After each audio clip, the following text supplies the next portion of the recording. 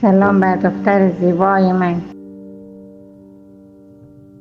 سلام بر دختر هنرمندم. سلام بر دختر بی نهایت زیبا و خوشگل و هنرمند. انشالله هر که از خدا میخواد خدا بهت بده.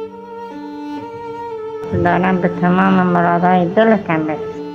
خدایا خداوندا پروردگارا دخترم را به اوج آسمان ها برسون. دخترم را بی نیاز از همه دنیا بکن. خدایا به حق پروردگارم، به حق برگای درختان، به حق ریگای بیابان، به حق گلهای آسمون، ستاره‌های آسمون، به دخترم پیسی و نیکی بده. به دخترم پیسی و نیکی بده.